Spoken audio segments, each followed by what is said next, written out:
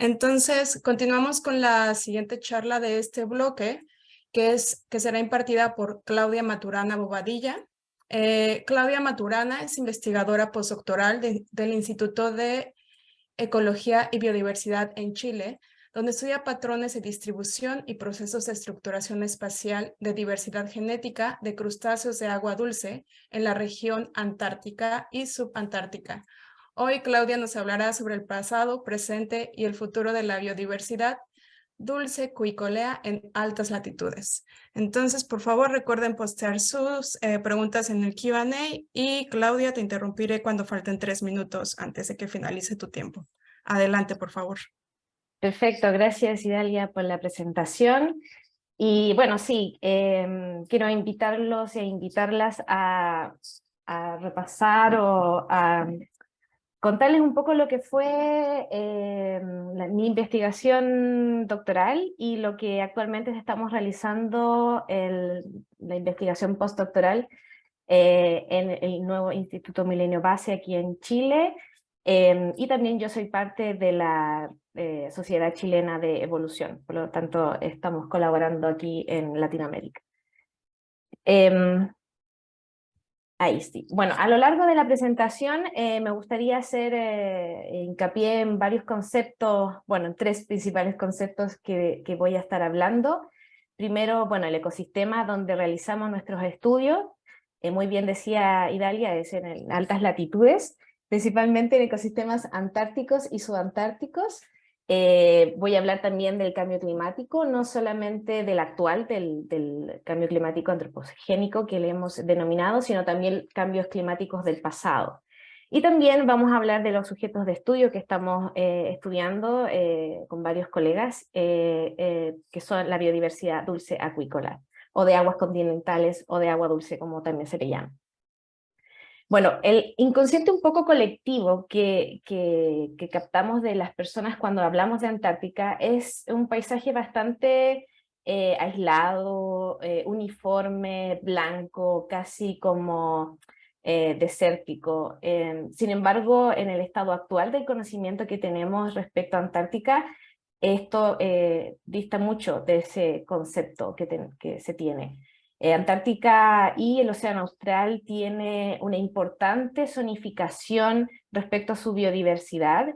Existe una alta regionalización respecto a distintos grupos que se han observado, por lo tanto ya no es un paisaje uniforme y ni desolado, sino más bien corresponde a una rica diversidad que le corresponde a cada zona de Antártica.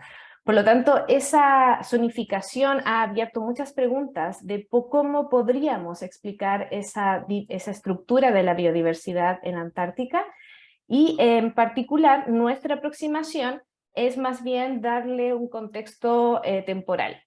Por lo tanto, por eso es que hemos hablado del pasado, presente y futuro. El pasado, de cierta forma, nos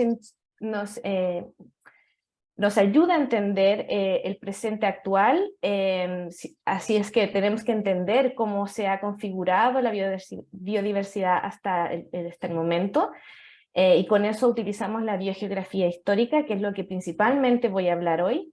El presente también nos permite conocer cuáles son los atributos principales de los organismos para enfrentar los efectos del cambio climático actual.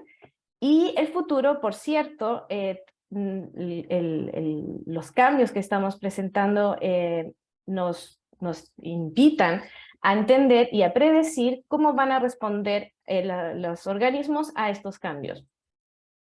Entonces, hablemos un poco del pasado.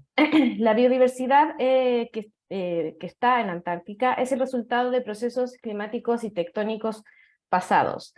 Y lo que se sabe ahora es que los eventos glaciales, que son esos grandes avances de casquetes de hielo en Antártica, no habría sido uniforme, sino más bien habría sido bastante dinámico, y habría abierto la posibilidad de que no toda la región habría sido cubierta de hielo, sino que habrían habido algunas áreas, principalmente en la distribución como más al norte del Océano Austral, que habrían presentado sitios de refugio. Esto es súper importante a la hora de entender la historia de los organismos que hoy habitan en Antártica. Por lo tanto, entendemos que la biodiversidad actual habría sido un proceso, una consecuencia de los grandes periodos glaciales y que habrían afectado profundamente esta distribución espacial. Por lo tanto, nuestra pregunta de trabajo y de investigación es cómo explicar esta baja biodiversidad. Existen dos grandes pensamientos o hipótesis que se han manejado hasta hoy.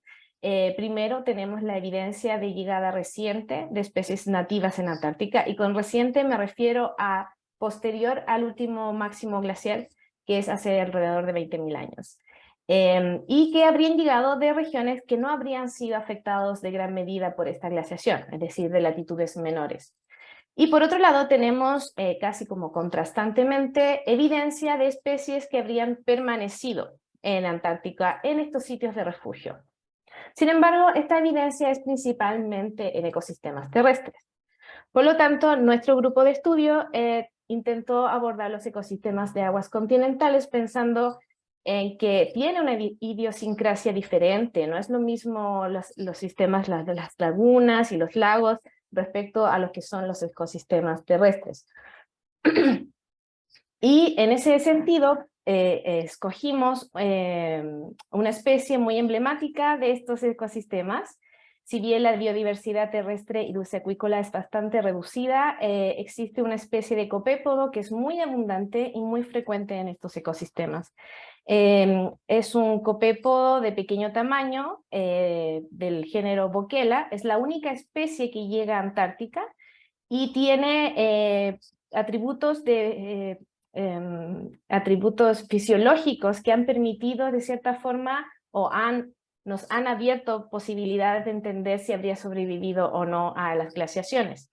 Tiene una distribución en el hemisferio sur, por lo tanto tiene una historia bastante antigua, gondwanica, el género. Sin embargo, hoy lo que voy a presentar es la historia de la especie en Antártica. Por lo tanto, la pregunta central era explicar la historia evolutiva de Boquela popei en Antártica. Y por lo mismo es que nuevamente pusimos a prueba estas dos hipótesis contrastantes, que era la extinción local o el refugio en Antártica. Esto es un poco lo que es la disciplina de la filogeografía, ¿cierto? Que es lograr explicar y dar los procesos que subyacen a los patrones de distribución de las especies en el espacio y en el tiempo.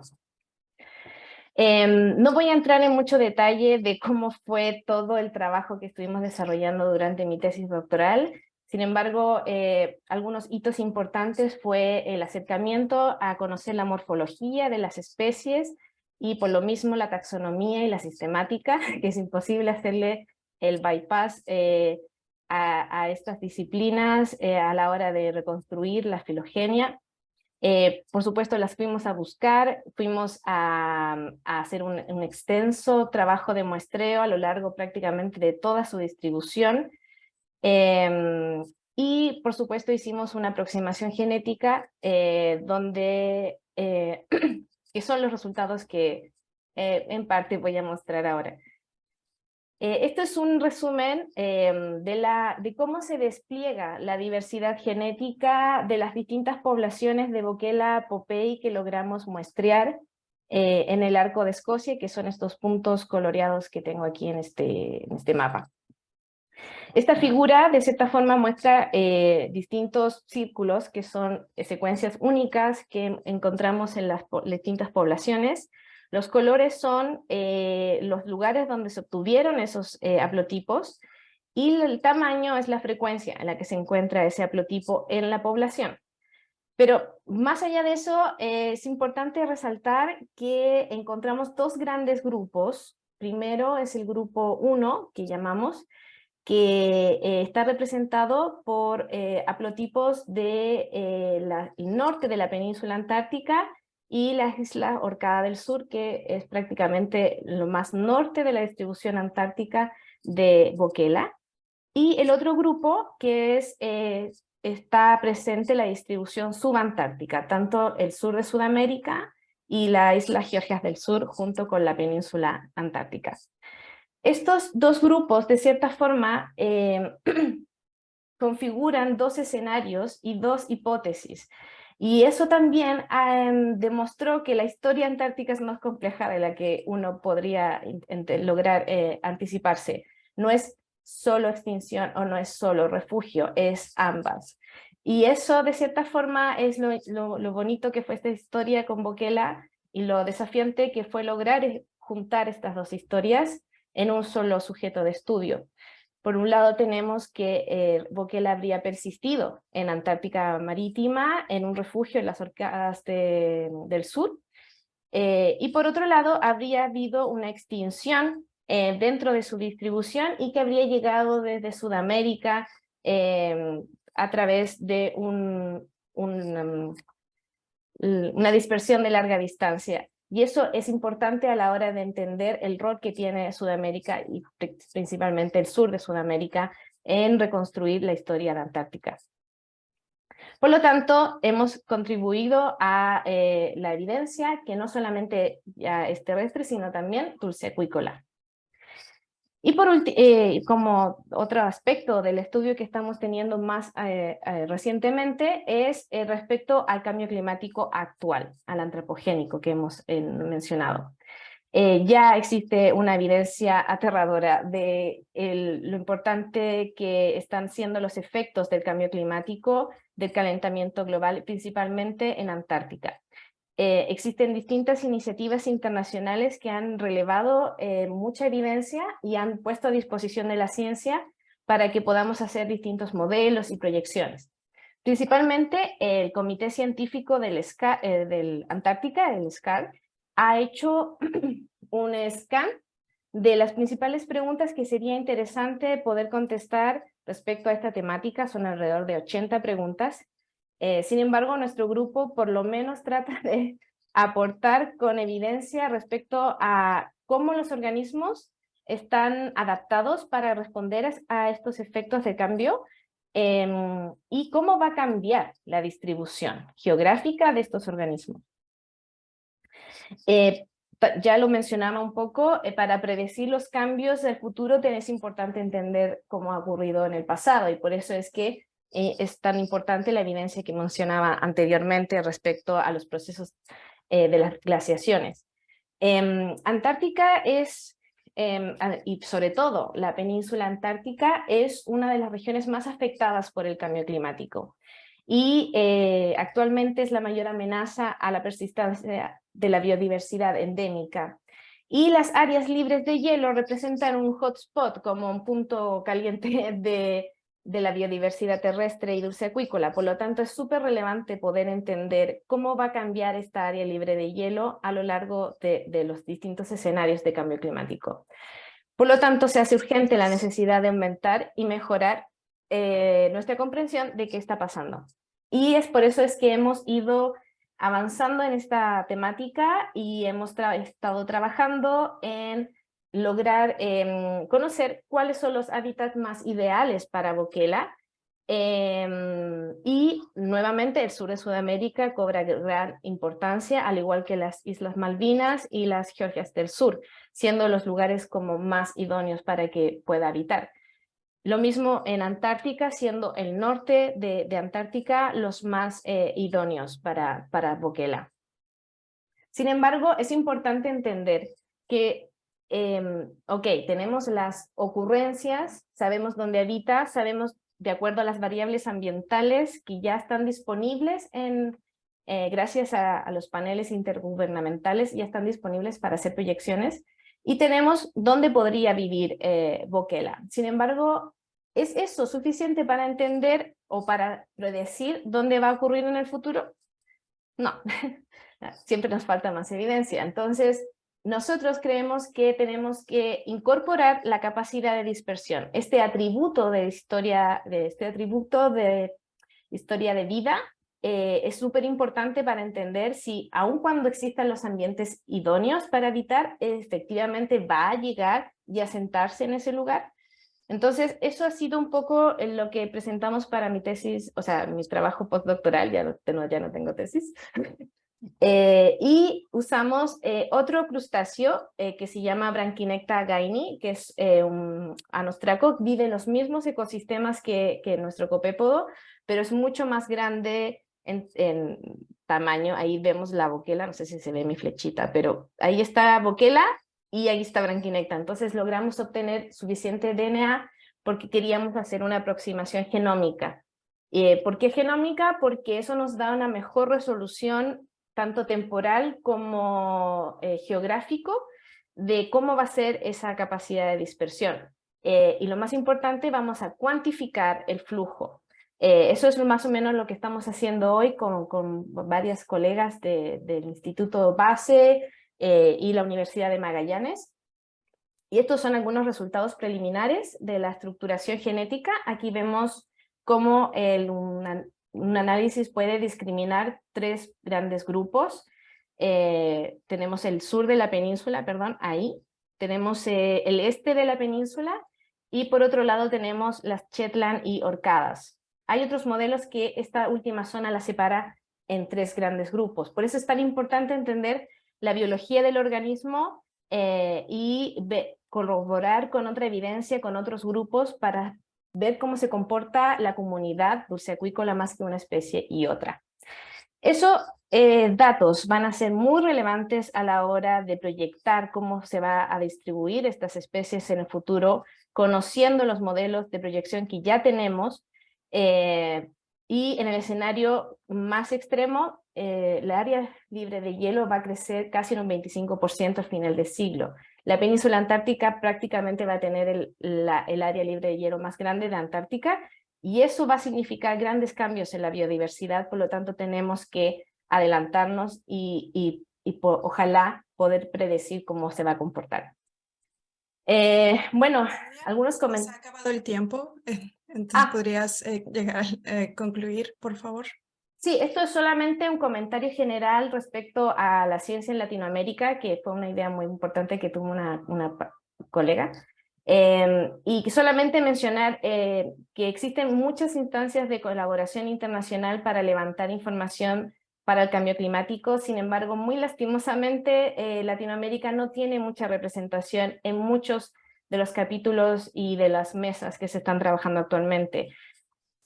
Obvio, aquí existe un 88% de participación en el capítulo de Sudamérica, pero seguro tenemos mucho que decir respecto a las regiones polares, a la escasez del agua, a la desertificación y a muchas temáticas que el cambio climático está afectando, no solamente a la población humana, sino a las otras especies. Eso, solo quería terminar con eso. Excelente.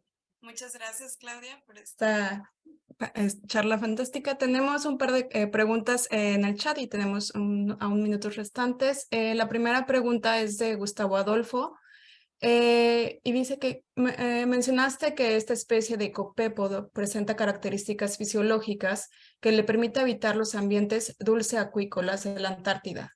¿Cuáles son esas características? ¿Y cómo varía la fisiología de la especie a nivel de las poblaciones que estudiaste? Súper, gracias. Principalmente tiene un carácter que es muy relevante, que es la capacidad de entrar en dormancia. Los crustáceos en general tienen este carácter fisiológico y los copépodos no son la excepción. Y hay evidencia incluso en algunas poblaciones antárticas que los huevos, una vez que, los quistes más bien, una vez que les entregan variables ambientales ideales, pueden ser viables nuevamente tras 100 años. Es decir, toman huevos de sedimento de paleolagos o de sedimentos como testigos y datan esos huevos que tienen alrededor de 100 años y los vuelven a ser viables. Es decir, la capacidad de resistir condiciones agrestes como desecación, falta de oxígeno, etcétera, los copépodos podrían subsistir. Por lo mismo es que estos atributos son tan relevantes a la hora de decir si sobrevivieron o no. Ahora, Branquinecta, queremos hacer ensayos fisiológicos y ver si existen diferencias en fisiología de las distintas poblaciones, pero todavía no nos hemos metido ahí todavía, pero creemos y ya se han hecho estudios respecto a esta capacidad de reducir el metabolismo. También se han hecho experimentos en el sur de la península, en la estación del British Antarctic Survey, donde se ha visto disminución de la tasa metabólica en branquinecta también para procesos de desecación. Hay una pregunta más, pero nos hemos quedado sin tiempo. La voy a leer y quizá la puedes responder en el chat. En el la chat, pausa. ya. Sí. Ya. La pregunta es de Francisco Cifuentes. ¿Y crees que los cambios en la corriente circumpolar antártica tendrán un efecto directo en la colonización de nichos por nuevas especies en el contexto antártico? Súper. Entonces, puedes postear la respuesta en Ya. el Q&A y ahora vamos a tener una pausa de 5 minutos. Le agradecemos mucho a Claudia por su presentación y estamos de vuelta a las 11:35 tiempo de Colombia. Entonces, nos vemos en 5 minutos. Gracias a todos.